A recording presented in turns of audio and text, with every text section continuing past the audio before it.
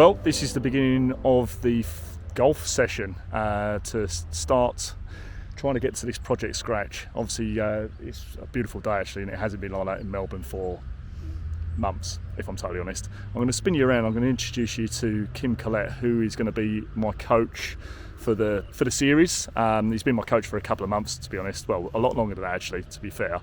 And now we're trying to make the effort to actually get to scratch. So I'll spin you around, and then Kim will introduce himself. Hello, Kim. How are you going? Very good. How are you all?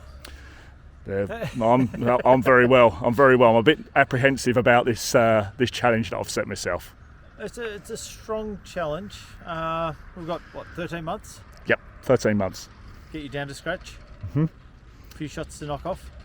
Absolutely. Yep, absolutely. I'm currently at 8.3. Had a good day at the weekend. So yeah, I dropped to like 0.6 in one round, which was good.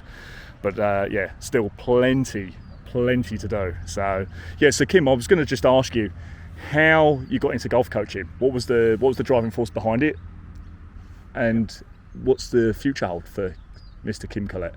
All right. So from my point of view, getting into coaching, underlining thing of basically I love helping people. I think I wanted to be a school teacher growing up, and sort of that developed into a different path. I loved golf, got into it as I played more and more, and as I turned professional, I loved more of actually teaching people than playing. Yep. And that led me down the path of actually trying to find out how to teach a better game of golf, or how to explain how to play golf a little bit better way. Future for me, obviously, we're at Settlers Run Golf Club, Golf and Country Club, I should say. We are just about to build a great golf academy behind us here. It's going to be over. Looks a little bit messy, there. A bit of dirt. Concrete slab goes in 2 weeks' time. So the future here, it's looking good, looking bright. This will be our golf academy here, and yeah, we'll never know what might hold in the next handful of years.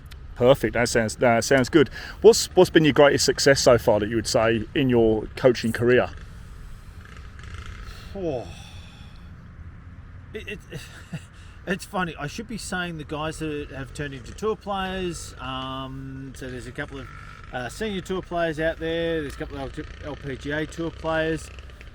Funny enough, the greatest success for me comes from, I've had a couple really recently where I coached them as 10, 11, 12-year-olds. Mm-hmm. Yep. And had crossed paths again with them as 21, 22-year-olds where they're playing state events, they're playing for Golf Australia, or they're playing college golf. And it was just interesting, sort of, obviously as they're growing up, they go through different coaches and things like that. Have reconnected with them and actually found out where they'd ended up in golf, and being that first point of call where I'd started it all. It's actually a really, really cool, successful thing, seeing these really cool young adults. Absolutely. That started with me many years ago. That to me, I'd put down as my greatest success. No, that's awesome. It's someone asked me why I'd decided to do this, and why I was going to video it.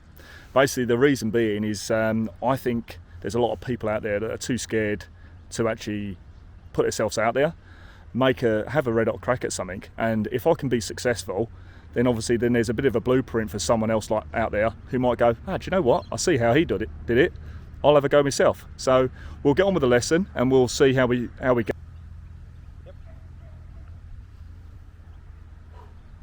Running your range. That's okay. It grows. Grass grows.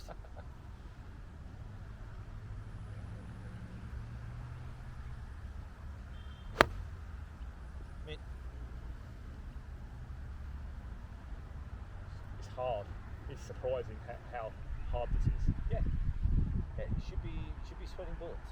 I'm getting there. Yep. There you go. Mint. To be expected, because of that open club face I've had. Always with full. that. Yeah. Yep. Across it. Spot on. So really, really stable in that right knee, right hip. That's it. Yep. Unfortunately, guys, as you could hear from the poor audio there, the external mic that Kim was wearing didn't pair correctly to the camera, so the footage and the audio wasn't as crisp as I was hoping it was going to be. So basically, I'm just going to explain what Kim was asking me to do. Effectively, my shoulders don't turn enough in the backswing, so I get very armsy.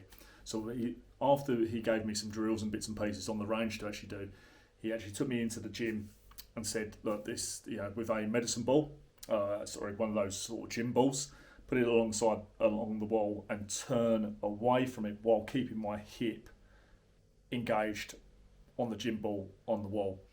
This is to sort of increase my turning from behind the ball, so then hopefully I can just transfer my weight onto my front side and hit good golf shots. That's us for this particular episode. Hope you enjoyed it, and we will see you next time. Thank you.